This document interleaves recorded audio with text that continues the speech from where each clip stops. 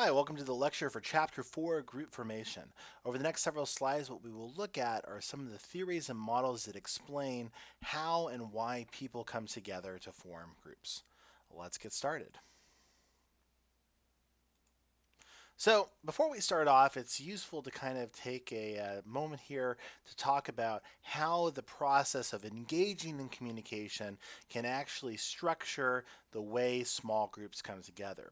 Now, the best way that we can kind of frame this for the chapter is through the use of structuration theory.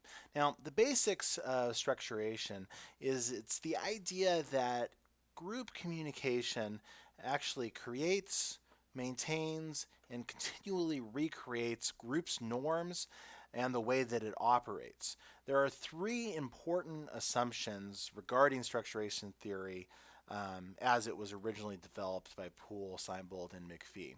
First is that group members do not come to a group with a clean slate of how to behave, right? That behavior is not predetermined. It actually comes from their life experiences and the things that they have done before entering that group.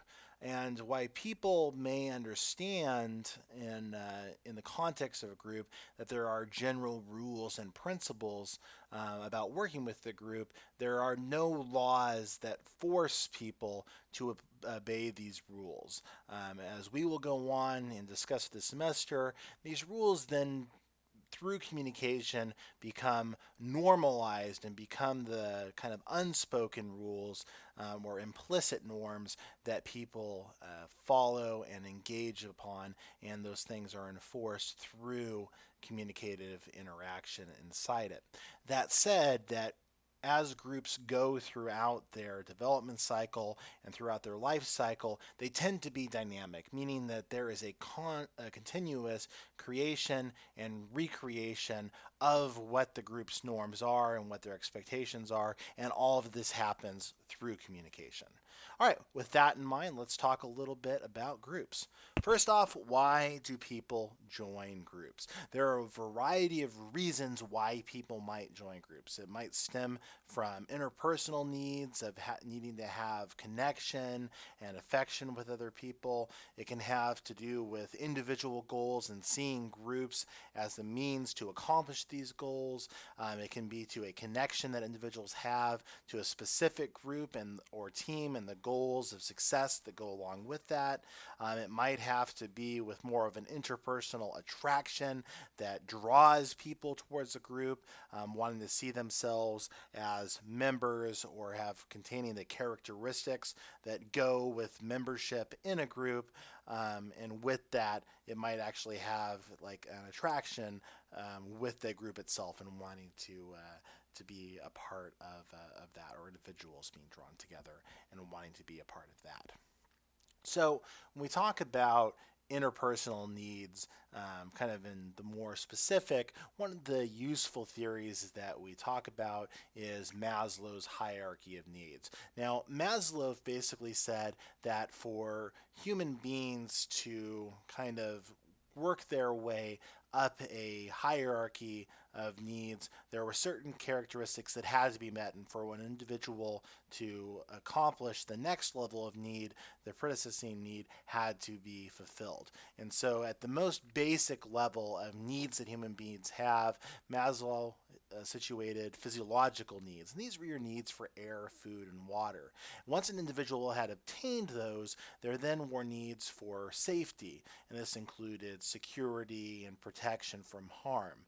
Once those very basic needs were met, human beings then searched for belongingness and affiliation with the others, having esteem and self respect, and ultimately, once all of those needs were met, there could this need to becoming self actualized where an individual could kind of achieve their full potential.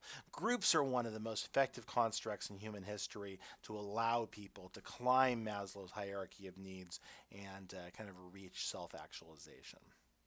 Individual goals can be a variety of things. Different people seek different things in different situations, but it might include things such as looking for prestige or wanting status and power inside their doing. but also, wanting some anonymity, being able to kind of fall back inside the group and allow some safety inside of that.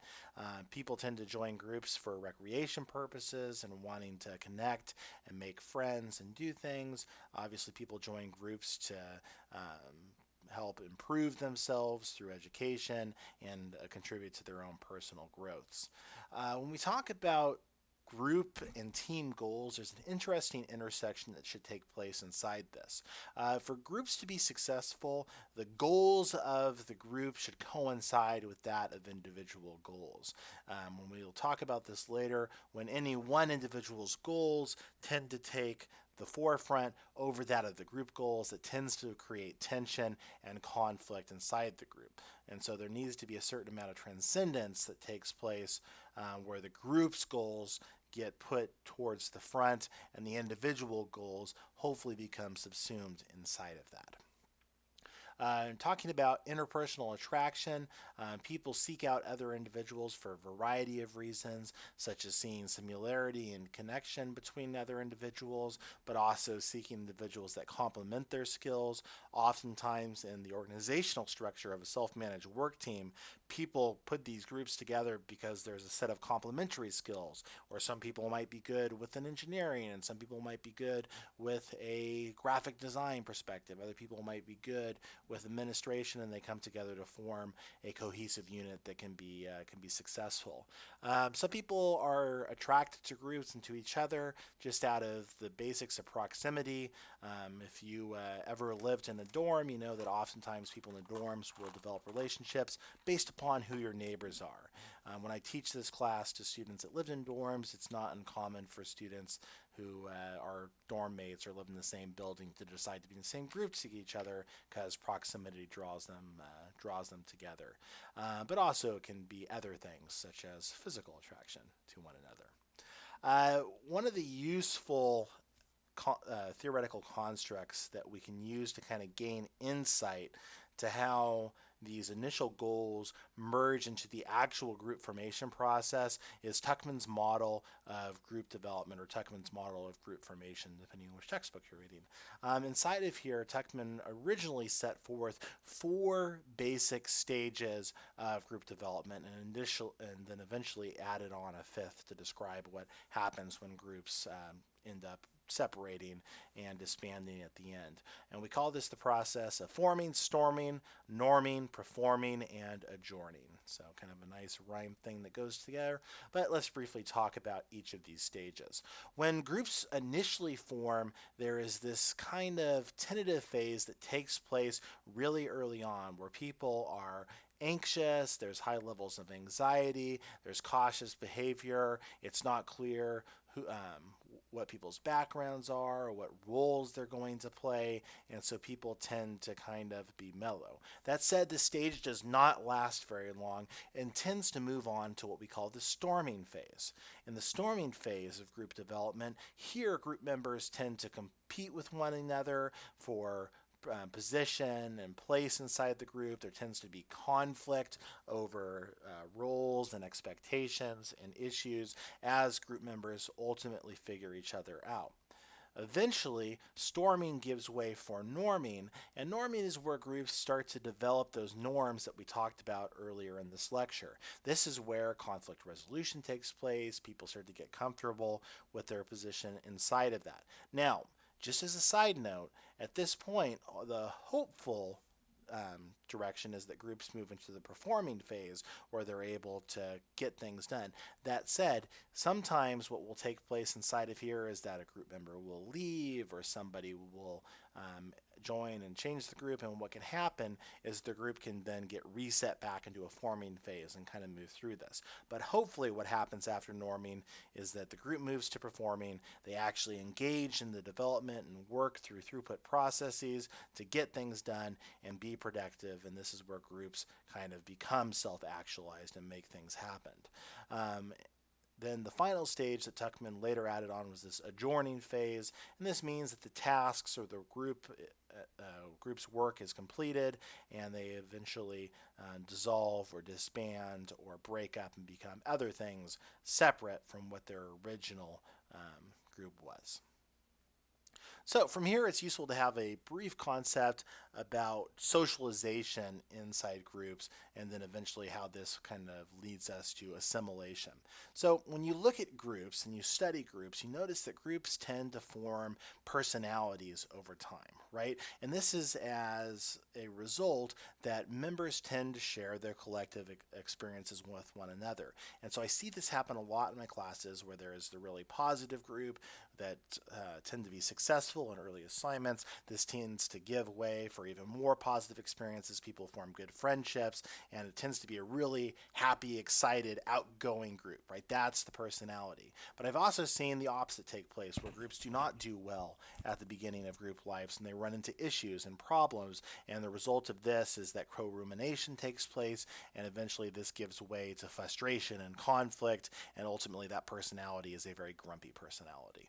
A couple things to notice about socialization is that when newcomers, new members come into a group or come into an organization, this changes the dynamic, right? As we talked about in the previous slide, this can actually reset the group development that takes place and can actually change things up a little bit inside of this. And so when that happens, a reformation of the group takes place, and this tends to involve kind of anticipation, the encounter phase, and then people adjusting and that group changing and re-evolving as it takes place as new members are socialized and become part of that group's personality. And so when we talk about the different stages of group socialization, there's a couple key stages that, from a theoretical perspective, fall into there.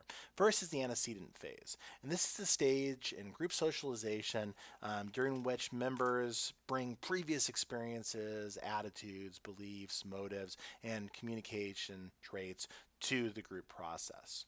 This is followed by the anticipatory phase, and this stage of group socialization describes individuals and group initial expectations of each other. Ultimately, this gives way to the encounter stage, and this is the stage in group socialization in which members' expectations meet with reality as members adjust and ultimately fit with each other. Finally, we hit the assimilation stage, and this is the stage in group socialization in which members kind of show full integration and become part of the group. Ultimately, this can also lead to an exit stage, and this is the stage in which individuals leave the group or the entire group can disband at the end of like a task completion.